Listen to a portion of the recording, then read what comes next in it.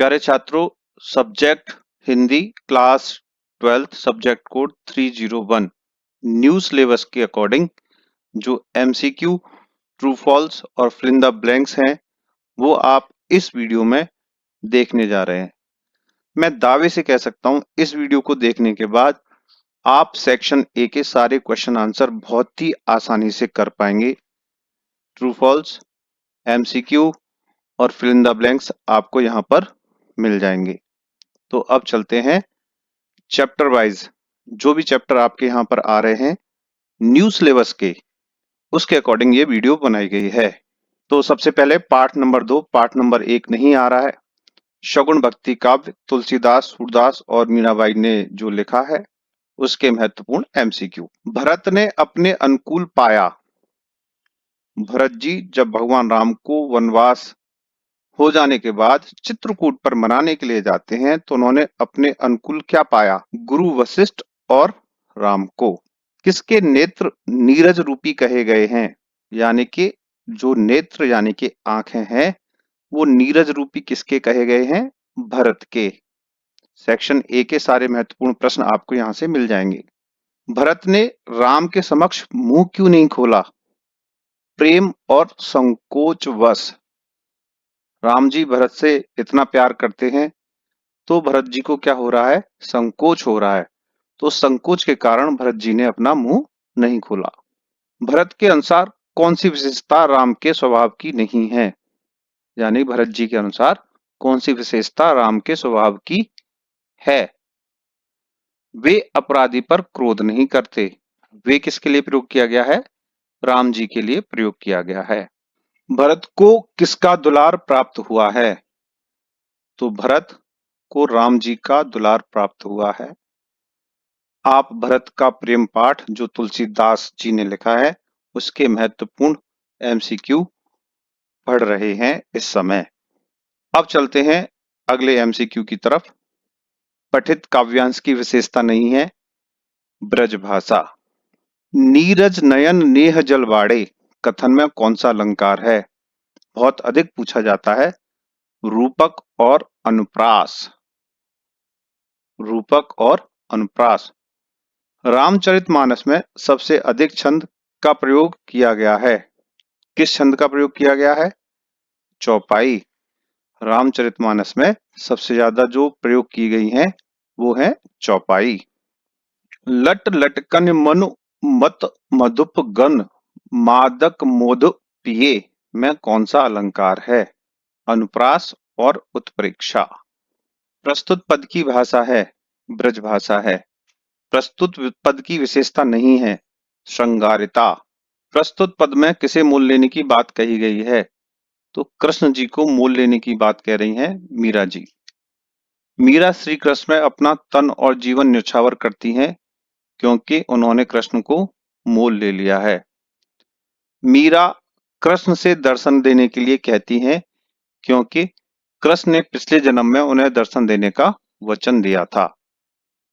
पाठ नंबर 3 रीति काव्य है। बिहारी और पद्माकर हैं। बिहारी के दोहे हैं और पद्माकर की फाक कविता है वो इस पाठ में है और इस पाठ में से उनसे संबंधित ही एमसीक्यू है। कब को टेरत दीन रट दोहे में उलाहना देने के लिए कौन सा भाव व्यक्त किया गया है? यानी कि बिहारी जो हैं वो भगवान कृष्ण को उलाहना दे रहे हैं और किस भाव से देख रहे हैं? अंतरंगता यानी कि अपने अंतरंगी संबंधों के कारण। जगत गुरु जगन्नाथ जगवाय में कौन सा अलंकार है? अनुप्रास अलंकार है। अनुप्रास अलंकार है। कनक कनक से सौगुनी में कौन सा अलंकार है? यमक अलंकार है। आप इसको ऐसे भी समझ सकते हैं, अगर किसी भी दोहे में या किसी भी पंक्ति में एक शब्द 2 बार या 2 से अधिक बार बोला जाता है तो वहां पर यमक अलंकार होता है और यहाँ पे कनक शब्द 2 बार बोला गया है तो यहाँ पर हो गया यमक अलंकार। कनक कनकते सौगुनी दोहे में किसका प्रभाव सौगुना अधिक कहा गया है?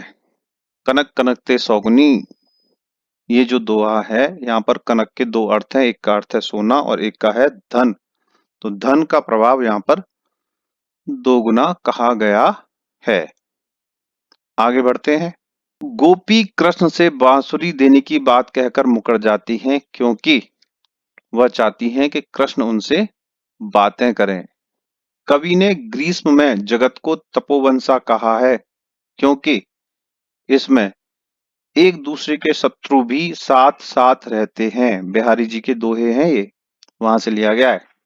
दीर्घ, दाग, निदाघ में कौन सा अलंकार है? अनुप्रास।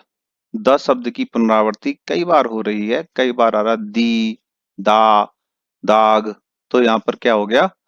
अनुप्रास अलंकार हो गया। गोपिका की ओर एक साथ कौन दौड़ पड़े हैं? ग्वालवाल और गुलाल, नंदलाल और ग्वालवाल, अहीर युवक और अबीर, गुलाल और नंदलाल। तो अब यहाँ पर इसका सही आंसर क्या होने वाला है? सही आंसर जो होगा गुलाल और नंदलाल। एक साथ धाये गुलाल और नंदलाल। ये जो स्टार है थोड़ा सा ऊपर हो गया है तो इसको यहाँ पर समझ लिया जाए गुलाल और नंदलाल। कौन से दो शब्द पर्याय के रूप में प्रयुक्त किए गए हैं? यानी कि एक दूसरे के पर्यायवाची हैं।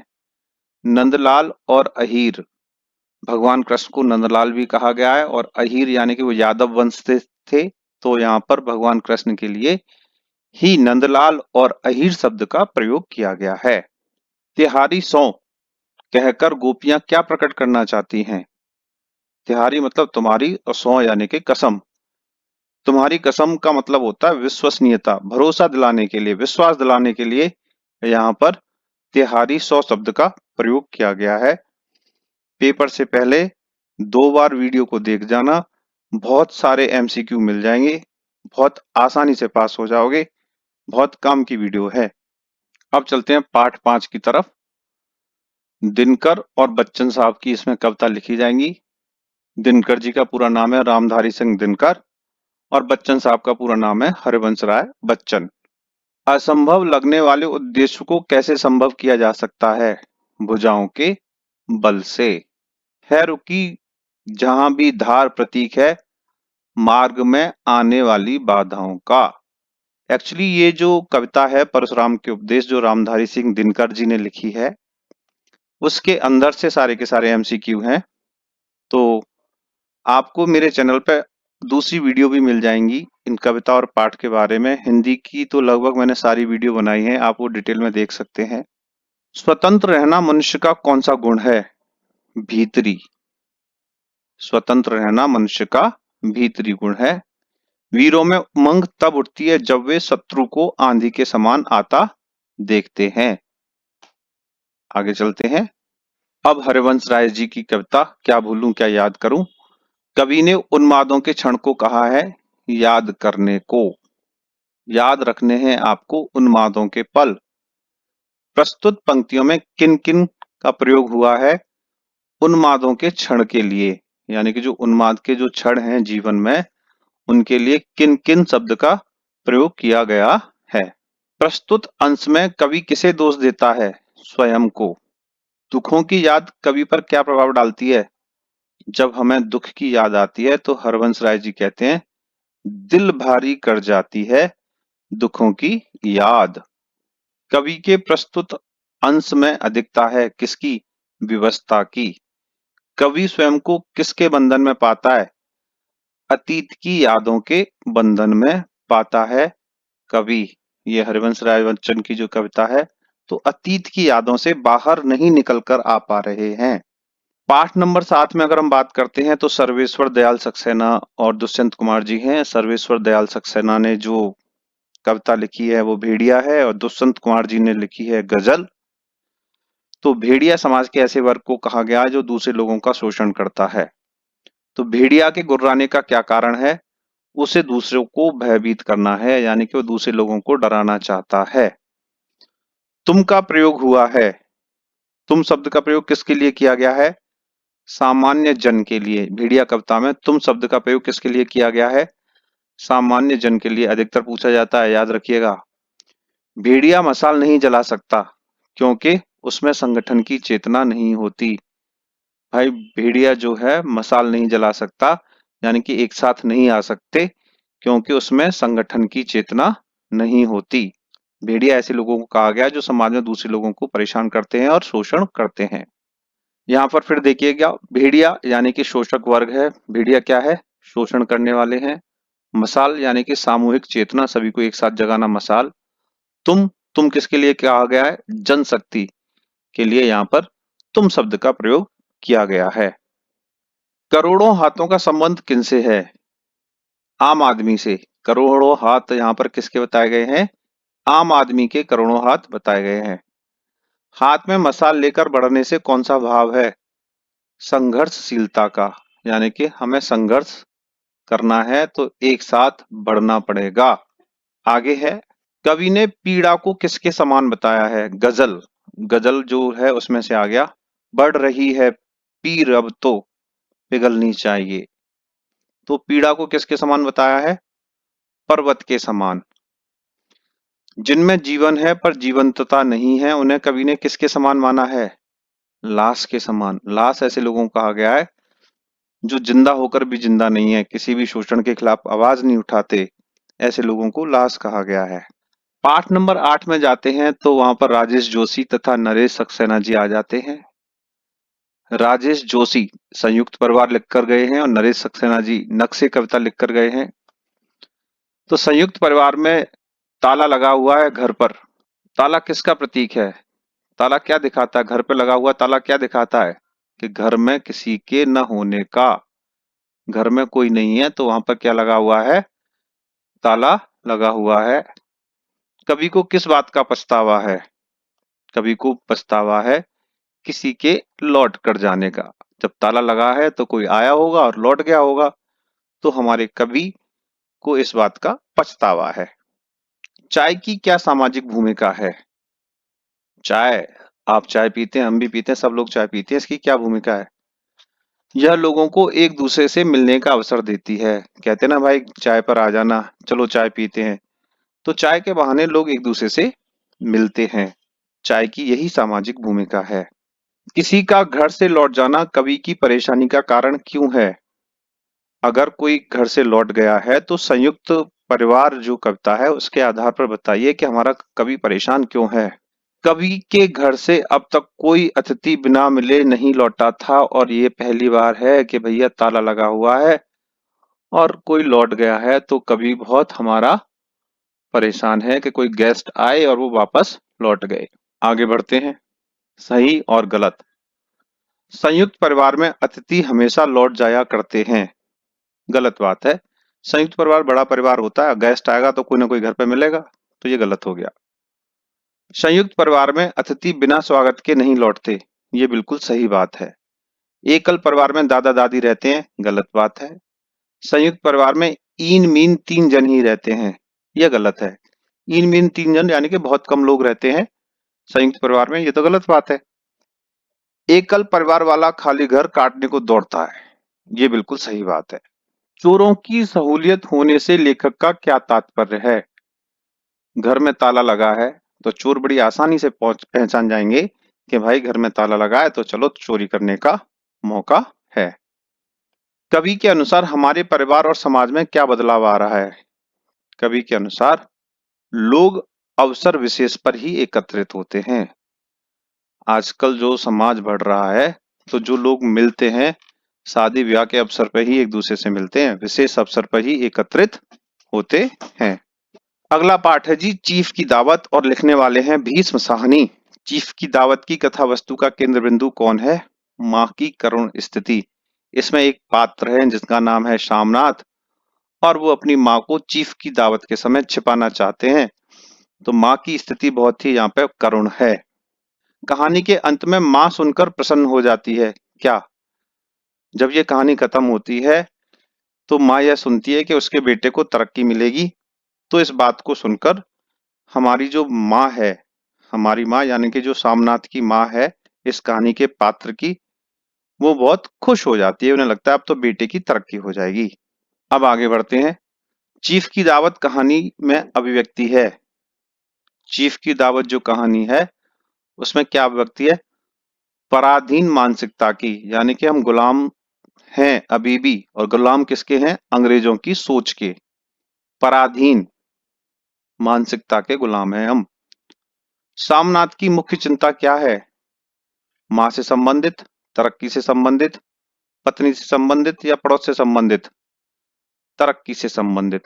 सामनाथ को ऐसा लगता है कि भाई ये मामला जो है, जो आज चीफ हमारे घर पर आ रहे हैं, इतनी उनकी खातिरदारी की जाए कि तरक्की मिल जाए, तो तरक्की से संबंधित है। सामनाथ के व्यक्तित्व की विशेषता नहीं है परंपरा के प्रति आदर भाव करना। सामनाथ की माँ की मुख्य चिंता है सामनाथ की तरक्की। अगला जो पाठ है, पाठ नंबर 10, पीढ़ियां और गिट्टियां। पाठ को लिखने वाले हैं हरिशंकर परिसाई। इस पाठ के बारे में थोड़ा सा बता देता हूं पहले मैं आपको। नई पीढ़ी और पुरानी पीढ़ी के बीच विचारों का संघर्ष है। नई पीढ़ी अपने तरीके से पढ़ना चाहती है, लिखना चाहती है, आगे बढ़ना चाहती है, और पुरानी पीढ़ी उन पर रोक लगाना चाहती है। तो नई पीढ़ी और पुरानी पीढ़ी के विचार नहीं मिलते हैं। पुरानी पीढ़ी के लोगों को देवता भी कहा गया है। तो चलते हैं फिर एमसीक्यू की तरफ। देवता जब अकेले छूट गए, मतलब पुरानी पीढ़ी के लोग जब अकेले छूट गए, तो उनका ध्यान तरुण, तरुण का मतलब होता है नई पीढ़ी पर गया, क्योंकि उन्होंने वृद्धों का स्थान ले लिया था। तो यहाँ पे दो शब्द देखने हैं आपको, तरुण यानी कि नई पीढ़ी और देवता यानी कि पुरानी पीढ़ी। तो अब क्यों परेशान है? क्योंकि तरुण लोगों ने वृद्धों का स्थान ले लिया था। वृद्ध लोग जो थे, यानी कि देवता लोग थे, यानी कि जो पुरानी पीढ़ी के लोग थे, बात करते करते एकदम उदास हो गए। क्यों उदास हो गए? क्योंकि वे देवता बने मंदिर में सजे थे और युवा आनंद मना रहे थे। पुरानी पीढ़ी को देवता कहा गया और उन्हें मंदिर में बैठा दिया गया। अब वो तो देवता बनकर मंदिर में सजे बैठे हैं और नई पीढ़ी के लोग आनंद मना रहे हैं। पाठ में वयोवृद्ध साहित्यकारों को देवता बनाया जाता है। वयोवृद्ध का मतलब होता है बुजुर्ग। साहित्यकार लेखकों को, बुजुर्ग पीढ़ी के लेखकों को देवता बनाया जाता है। क्या क्यों बनाया जाता है? क्योंकि वो युवकों को संस्मरण सुना सकें। संस्मरण का मतलब होता है अपनी यादें, अपने अनुभव थे।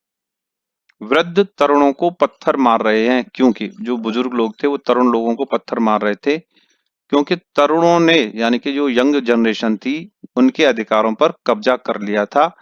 ये जो स्टार है यहाँ पर थोड़ा नीचे खिसक गया, तो इस बात को ध्यान रखिएगा। तरुणों ने उनके अधिकारों पर कब्जा कर लिया था।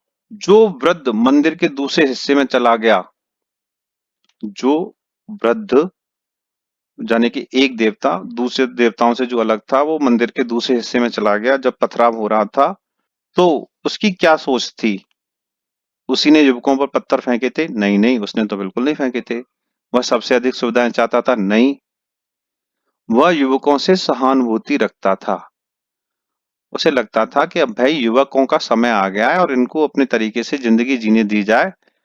तो एक देवता या एक वृद्ध जो बाकी देवताओं से अलग था, वो दूसरे युवकों से क्या रखता था? सहानुभूति रखता था।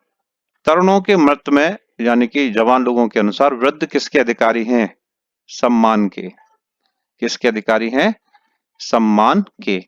लड़के इस समय न जाने क्या कर रहे होंगे। वृद्ध के इस कथन से कौन सा भाव निहित है? देवता बन गए हैं पर फिर भी मोह नहीं छोड़ा जा रहा पुरानी पीढ़ी के लोगों पर। लड़कों की चिंता नहीं है, उन्हें इस बात की चिंता है कि अब वो क्या कर रहे होंगे। मोह नहीं छोड़ा जा रहा है। अब चलते हैं आगे वाले प्रश्न की तरफ। दो पीढ़ियों की कलागत मूल्यों पर बहस चल रही है। इस कथन के द्वारा नागरिक देवता और तरुणों पर व्यंग कर रहा है। जो हमारा नागरिक है या जो लेखक है, वो देवता और तरुणों पर व्यंग कर रहा है। पीढ़ियां और गिट्टियां पाठ की विशेषता नहीं है। क्या विशेषता नहीं है? मुहावरों से रहित भाषा, ये इसकी विशेषता नहीं है। तो ये हो गया पीढ़ियां और गिट्टियां, हरिशंकर परसाई। अब चलते हैं सुभद्रा कुमारी चौहान पाठ की तरफ। लिखने वाली हैं महादेवी वर्मा। सुभद्रा कुमारी चौहान बड़ी हैं, महादेवी वर्मा छोटी हैं। सुभद्रा कुमारी चौहान एक अच्छी लेखिका हैं। इस पाठ में सुभद्रा कुमारी चौहान की मृत्यु हो जाती है। मृत्यु के बाद महादेवी वर्मा उनके साथ अपने संस्मरण लिख रही हैं, उनकी यादें लिख रही हैं। महादेवी वर्मा जब छोटी थीं तो गणित की कॉपी में कविता लिखती थीं, तो सुभद्रा कुमारी चौहान ने उन्हें फटकारा था। सुभद्रा कुमारी चौहान के पति थे लक्ष्मण। सुभद्रा कुमारी चौहान के मन की आखिरी इच्छा ये थी कि जब वो मृत्यु को हो जाएं प्राप्त तो उनके बाद जब उनका आखिरी समाधि स्थल बने तो वहां पर मेले लगाए जाएं, बच्चे वहां पर आएं और खेलें। तो चलते हैं अब एमसीक्यू की तरफ। सुभद्रा कुमारी चौहान, महादेवी वर्मा और सुभद्रा कुमारी के संबंध को किस कोटि में रखा जा सकता है? मित्र भाव का संबंध। दोनों के बीच में मित्र भाव का संबंध था। छोटी बड़ी थी लेकिन फिर भी एक दूसरे को मित्रता के भाव से देखती थी। महादेवी वर्मा कविता लिखने की बात क्यों नहीं स्वीकार करना चाहती? क्योंकि उस समय कविता लिखना गलत और गैर जरूरी बात मानी जाती थी। इसलिए महादेवी वर्मा कविता लिखने की बात को स्वीकार नहीं करना चाहती थी। प्यारे छात्रों, ये जो वीडियो मैं आपको दे रहा हूँ इससे जुड़ी हुई पीडीएफ आपको डिस्क्रिप्शन बॉक्स में मिल जाएगी, वहां से आप इसे डाउनलोड कर सकते हैं। लेखिका ने नारी के वीर भाव का उद्दत इसलिए माना है क्योंकि वह ममता, सजल, कल्याणी वीर भाव हैं। सुभद्रा कुमारी चौहान घर और कारागार, कारागार का मतलब है जेल। अब आप कहेंगे कि सुभद्रा कुमारी चौहान जेल में कैसे पहुंच गई? आजादी की लड़ाई लड़ी थी गांधी जी के साथ, कई बार उन्हें जेल जाना पड़ा था, कारागार जाना पड़ा था। तो सुभद्रा कुमारी चौहान घर और कारागार के बीच संतुलन स्थापित करने में कैसे सफल हुई? मानसिक धैर्य, दृढ़ निश्चय के द्वारा सुभद्रा कुमारी चौहान घर और कारागार के बीच संतुलित स्थापित करने में सफल हुई। सुभद्रा कुमारी ने अपने घर की छोटी सी माँ में क्या क्या संग्रहित किया था? गाय और बछड़े। सुभद्रा कुमारी चौहान अपने घर पे क्या रखती थी? गाय और बछड़े। सुभद्रा कुमारी चौहान के जीवन में पत्नी के कौन से स्वरूप को उभारा गया है? पत्नी थी लेकिन पत्नी के साथ साथ अपने पति के साथ मित्र के रूप में भी उनके संबंध थे, सहयोगी मित्र के रूप में। मनुष्य की आत्मा स्वतंत्र है, इस पंक्ति से क्या अभिप्राय है? इसका मतलब है बंधन व्यक्ति का विकास रोकते हैं। जो बंधन होते हैं वो क्या करते हैं? किसी भी व्यक्ति का विकास रोकते हैं। इस पाठ के अनुसार बंधन से मुक्ति का स्वरूप कैसा होना चाहिए? सामाजिक पारिवारिक मान्यताओं और रूढ़ियों से मुक्ति, अंग्रेजी शासन से मुक्ति, तार्किक और मानवीय, उपयुक्त सभी, ये होना चाहिए। अगला जो पाठ है वो है कुटज और जिसको लिखने वाले हैं आचार्य हजारी प्रसाद द्विवेदी। यहाँ पर बताया गया है शिवालिक का अर्थ। शिवालिक का क्या अर्थ है? सबसे पहले बात करते हैं शिवालिक। शिवालिक यानी कि हिमालय पर्वत की सबसे निचले की जो चोटी होती है उसे शिवालिक कहते हैं। इसे भगवान शिव की केश राशि भी कहा जाता है। कुटज जो पाठ है आचार्य हजारी प्रसाद द्विवेदी ने लिखा है। कुटज के 3 अर्थ होते हैं। कुटज एक पेड़ होता है, मटके को भी कुटज कहा जाता है और अगस्त मुनि को भी कुटज कहा जाता है। कुटज शिवालिक में पाया जाता है और कुटज हारे हुए मनुष्य को आत्मविश्वास बढ़ता है, जीवन जीने की प्रेरणा देता है। कुटज पर अच्छे फूल आते हैं। कुटज आत्मसम्मान का प्रतीक है, आत्मविश्वास का प्रतीक है। तो इसी से संबंधित एमसीक्यू आपको इस पाठ में मिल जाएंगे। चलते हैं अब। विपरीत परिस्थितियों में भी कुटज हरा भरा बना रहता है क्योंकि उसके भीतर जीजीविषा है। अब आप बोलेंगे ये जीजीविषा क्या आ गया? तो जीजीविषा का मतलब होता है जीवन जीने की इच्छा। कुटज सौभाग्यशाली है क्योंकि कालिदास ने इसे अपनाया था। जो कालिदास जी महान कवि हैं उन्होंने इसके बारे में लिखा था, कुटज के बारे में। नाम को किसकी स्वीकृति प्राप्त होती है? तो नाम को समाज की स्वीकृति प्राप्त होती है। जो हमारा नाम है, जैसे भैया मेरा नाम है राकेश सोलंकी, तो नाम को समाज की स्वीकृति प्राप्त होती है। रहीम कुटज की कद्र नहीं कर पाए थे क्योंकि वह स्वयं समाज के उपेक्षित व्यवहार से दुखी थे। रहीमदास जी के साथ भी समाज ने अच्छा व्यवहार नहीं करा था। वो खुद समाज के व्यवहार से दुखी थे तो वो कुटज की क्या उपेक्षा करते, क्या वो कुटज की कद्र करते? कुट कहते हैं घड़े और गमले को, घड़े और पुत्र को, घड़े और घर को, घर को और घड़े को हम क्या कहते हैं? कुट कहते हैं। जिजीविषा शब्द में है जीवन को जीने की इच्छा। कुटज है सहिष्णु। लेखक किस बात का खंडन करता है? लेखक इस बात का खंडन करता है अबोध और बुद्धिहीन। भाव विचार के संदर्भ में किसका उल्लेख है? सिल्वा लेवी। लेखक के अनुसार गलत विकल्प का चुनाव कीजिए। कर देते हैं। निम्नलिखित में से मुहावरा नहीं है। नीलम धारण करना ये मुहावरा नहीं है। कुटज, घड़े से जो पैदा होता है उसे बोलते हैं कुटज, और वो थे हमारे अगस्त मुनि। लेखक कुटज को देखकर रोमांचित हो जाता है क्योंकि उसका विशाल हृदय है। किसका? लेखक का या कुटज का? सोच लीजिए किसका। कुटज अपने मन पर सवारी करता है, मन को अपने पर सवार नहीं होने देता। यह कथन क्या संदेश देता है? यह कथन संदेश देता है स्वयं पर नियंत्रण रखें, मन को वश में कर कर उस पर जीत हासिल करें। ये संदेश देता है कि भैया कुटज अपने मन पर सवारी करता है, मन को अपने पर सवार नहीं होने देता। अब चलते हैं रीढ़ की हड्डी पाठ की तरफ, और रीढ़ की हड्डी पाठ है वो लिखा है जगदीश चंद्र माथुर जी ने। यहाँ उमा और शंकर की बात की जाती है। उमा एक पढ़ी लिखी लड़की है, लेकिन उमा के पिताजी नहीं चाहते कि वो लोगों को पता चले, स्पेशली शंकर को, क्योंकि शंकर रिश्ता लेके आया है उमा के घर पर। शंकर एक ऐसा लड़का है जो अपने पिताजी के दम पर बहुत ज्यादा उछलता है और उन्हीं के दम पर अपनी बात रखता है। तो यहाँ पर उमा जो है वो शंकर से शादी करने से मना कर देती है और कहती है इस लड़के के तो रीढ़ की हड्डी ही नहीं है। इस एकांकी में संबंधित विषय नहीं है विवाह उपरांत स्त्री पुरुष का झगड़ा, क्योंकि शादी हुई नहीं थी, रिश्ता पहले ही टूट जाता है। उमा गाते गाते अचानक क्यों रुक जाती है? क्योंकि वह शंकर को पहचान लेती है। शंकर वही लड़का था जो गर्ल्स हॉस्टल के बाहर था और उसे पकड़ा गया था।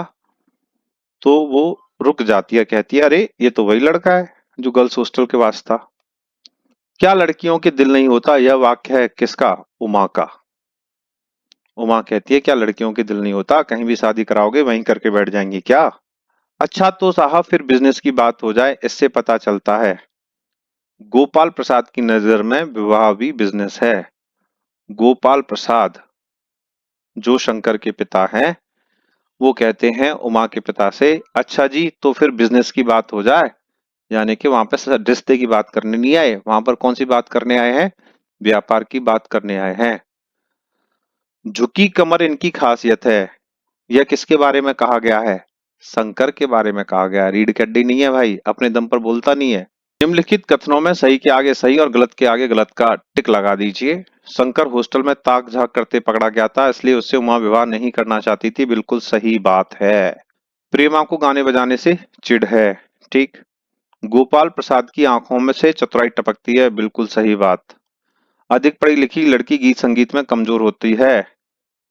ये गलत बात है, ऐसा तो नहीं है भाई। पढ़ना लिखना और काबिल होना केवल मर्दों का काम है, ये गलत बात है।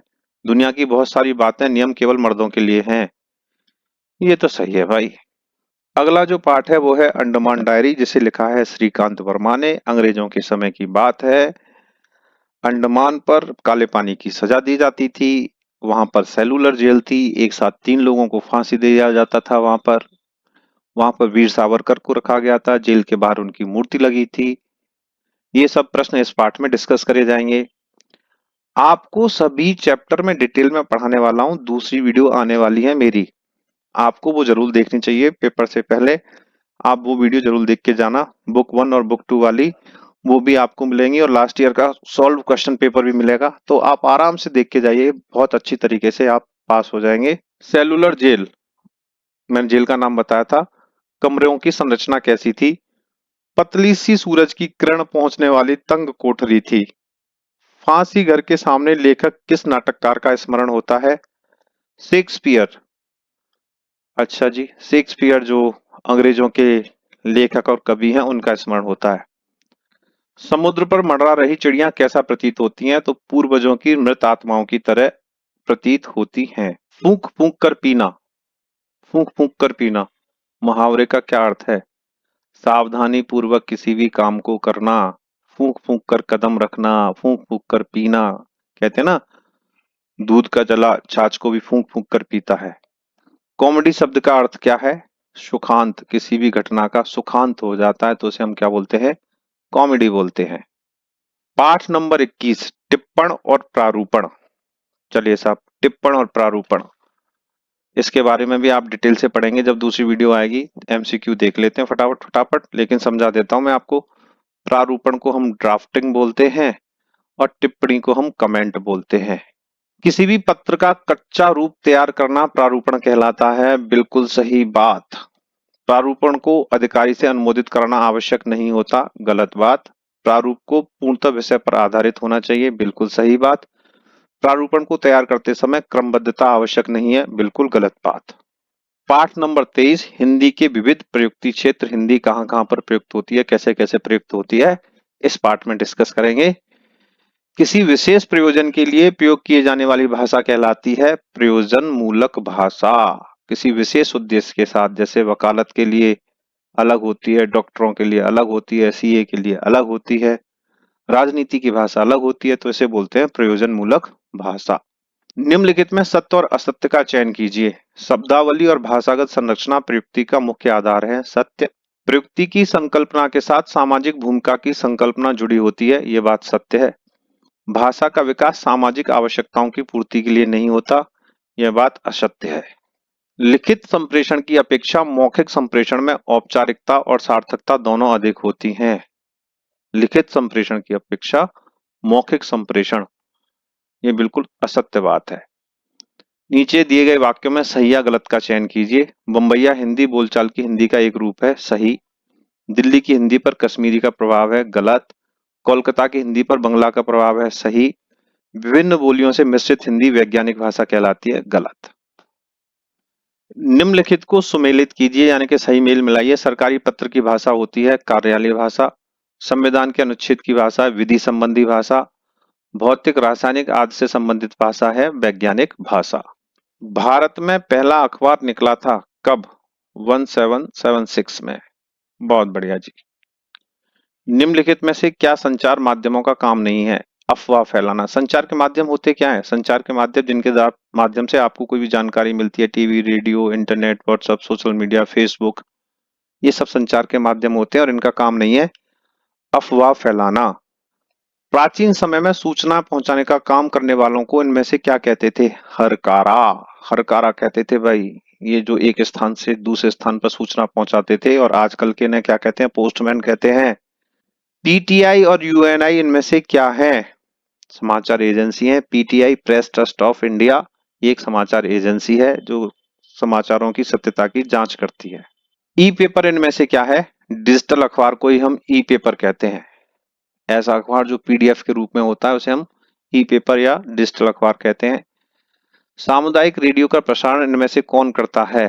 कोई भी व्यक्ति सामुदायिक सहयोग से करता है भाई सामुदायिक रेडियो का प्रसारण। इनमें से किसे न्यू मीडिया का हिस्सा नहीं माना जाता? अखबार को न्यू मीडिया का हिस्सा नहीं माना जाता, पुराने जमाने का हो गया, बहुत पुराने जमाने से चल रहा है। फेसबुक न्यू मीडिया है, यूट्यूब न्यू मीडिया है। यूट्यूब पर क्या नहीं कर सकते? यूट्यूब पर अखबार नहीं पढ़ सकते भाई, यूट्यूब पे अखबार पढ़ नहीं सकते, संगीत सुन सकते हैं, पढ़ाई लिखाई कर सकते हैं और समाचार सुन सकते हैं। अब चलते हैं पाठ नंबर 25 की तरफ। डैश एक ऐसा प्रोग्राम है जिसकी मदद से टाइप करके किसी भी तरह की दस्तावेज या डॉक्यूमेंट तैयार किए जा सकते हैं। वर्ड प्रोसेसिंग सॉफ्टवेयर एक ऐसा प्रोग्राम है जिससे हम क्या कर सकते हैं? टाइप करके किसी भी तरह का डॉक्यूमेंट बना सकते हैं। एमएस वर्ड आता है ना, वर्ड प्रोसेसर। डैश का उपयोग करके लेटर को आसानी से कई नाम से बनाया जा सकता है। मेल मर्ज, ये तो आपका कंप्यूटर से जुड़ा हुआ प्रश्न आ गया। मेल मर्ज का उपयोग करके लेटर को आसानी से कई नाम से बनाया जा सकता है। बहुत बढ़िया। सर्वाधिक उपयुक्त विकल्प को चुनकर पूछे गए प्रश्नों के उत्तर दीजिए। चलो भाई साहब ये काम भी कर लेते हैं। डैश एनकोडिंग को सक्रिय करते हो कंप्यूटर किसी भी भाषा में काम करने के लिए सक्षम हो जाता है। यूनिकोड, ठीक है भैया, यूनिकोड का प्रयोग करो तो किसी भी भाषा में आप काम कर लो। यूनिकोड के द्वारा आप कर सकते हैं हिंदी, इंग्लिश, उर्दू, पंजाबी, बंगाली, किसी में भी काम कर सकते हो। हिंदी देवनागरी में टाइप करने के लिए डैश का प्रयोग किया जाता है। किसका? Phonetic tools. फोनेटिक टूल्स का प्रयोग किया जाता है। डैश टेक्नोलॉजी में यूजर को इंटरनेट के एक सर्वर पर डाटा स्टोरेज की फैसिलिटी प्रदान की जाती है। Cloud computing. क्लाउड कंप्यूटिंग के माध्यम से आप सर्वर पर डेटा स्टोर कर सकते हैं। किसी एप्लीकेशन में सभी यूजर जुड़े होते हैं, एक साथ काम कर सकते हैं और परिवर्तन साथ में ही सबको दिखाई देता है, तो इसे क्या बोलते हैं? Google docs. गूगल डॉक्स बोलते हैं। Wow, very good. Google docs में मतलब कई सारे यूजर काम करेंगे और परिवर्तन जो होगा वो सबको एक साथ ही दिखाई पड़ता है, उसे बोलते हैं गूगल डॉक्स। डैश विद्यार्थियों को ज्ञान इकट्ठे करने की और कहीं से भी लाइव सत्र में भाग लेने की मदद करता है। ई लर्निंग, बहुत बढ़िया, e learning. Email, chatting, video conferencing dash के विकल्प हैं किसके? संचार के। संचार में काम आते हैं ईमेल, चैटिंग, वीडियो कॉन्फ्रेंसिंग। लो जी, आपकी वीडियो हो गई खत्म, सारे एमसीक्यू हो गए खत्म। आपको वीडियो डाउनलोड करनी है तो डिस्क्रिप्शन बॉक्स में जा सकते हैं। और मैं आपको बता दूं, अगर आप मुझसे बात करना चाहते हैं पेपर टाइम में, सिर्फ पेपर टाइम में, तो 12 बजे से 6 बजे तक स्क्रीन पर दिए हुए नंबर पर, दिन में करना भाई, 12 से 6 के बीच में स्क्रीन पर जो नंबर दे रखा है आप उस पर कॉल कर सकते हैं। अगर आपको किसी सब्जेक्ट के नोट्स चाहिए, सैंपल पेपर चाहिए, तो आप वो मुझसे ले सकते हैं। फोन उठाया जाएगा 12 से 6 दिन में, सिर्फ पेपर टाइम में। क्योंकि वीडियो जब डली रहती है तो फिर लोग कहते हैं कि आप फोन नहीं उठाते। तो मेरे भाइयों, जब आपके पेपर चल रहे हैं मैं उस समय ही आपके साथ उपलब्ध हो पाऊंगा। वीडियो को देखने के लिए धन्यवाद।